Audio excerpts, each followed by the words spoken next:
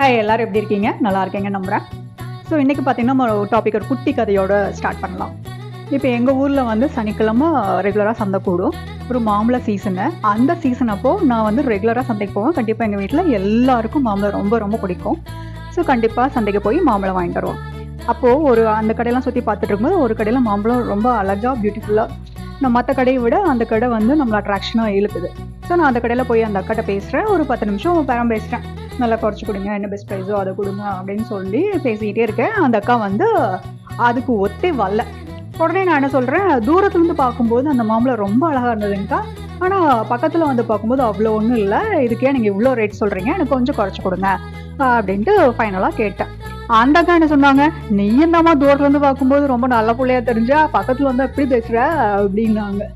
So இப்படியே பேசிட்டு நாங்கள் அதுக்கப்புறம் ஓரளவு சமாதானம் ஆகி நான் பெஸ்ட் ப்ரைஸ் வாங்கிட்டு அந்த அக்காக்க அதுலேருந்து ரெகுலராக அவங்க கடைக்கு தான் போகிறது. அவங்களும் நல்ல மாம்பழம் நல்ல ரேட்டு கொடுத்துட்டு இருந்தாங்க.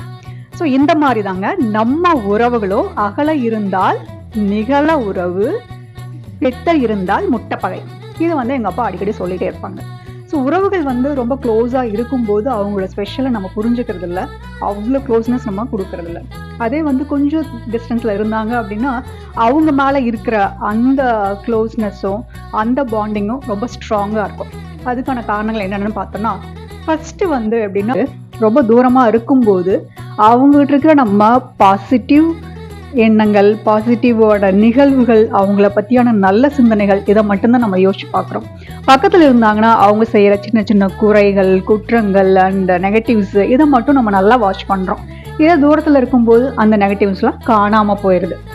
ரெண்டாவது விஷயம் வந்து பார்த்தீங்க அப்படின்னா, தூரமாக இருக்கும்போது நமக்கான பர்சனல் ஸ்பேஸ் கிடைக்குது, நம்ம இண்டிபெண்ட்டாக ஃபீல் பண்ணுறோம். ஸோ நம்மளோட க்ரோத்தும் நல்லா இருக்கு. இதில் வந்து பர்சனல் இன்ட்ரெஸ்ட் என்ன, நம்ம கரியர் க்ரோத் என்ன, நமக்கான ஃப்ரெண்ட் சர்க்கிள் என்ன, ஃப்யூச்சர் என்ன, அதை பற்றி எல்லாமே நம்ம யோசிக்கிறோம். ஸோ இந்த இடத்துல பார்த்தீங்கன்னா செல்ஃப் பவுண்ட்ரிஸ் அண்ட் ரெஸ்பெக்ட் நல்லாவே மெயின்டைன் பண்ணுறோம். தேர்ட் ஒன் பார்த்தீங்க அப்படின்னா, தூரத்தில் இருக்கும்போது இந்த காலை வந்து நம்மளை மீட் பண்ண வைக்கிறதுக்கு காக்க வைக்குது. அந்த காக்க வைக்கிற அந்த தருணம் வந்து நம்ம அந்த பர்சன் மேலே வச்சிருக்கிற மதிப்பை அதிகம் பண்ணது, ப்ளஸ் நம்ம எப்போ மீட் பண்ணுவோம் அப்படின்னு சொல்லி வெயிட் பண்ணிகிட்டே இருக்கோம்.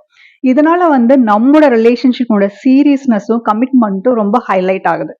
அடுத்தது வந்து நம்ம அவங்களோட பாசிட்டிவ் ப்ரெசன்ஸில் இருக்கிற அவங்கள பற்றியான பாசிட்டிவ் தாட்ஸோ அந்த பர்சனாலிட்டியோட பாசிட்டிவ் மட்டும் நம்ம யோசிச்சு பார்க்குறோம்.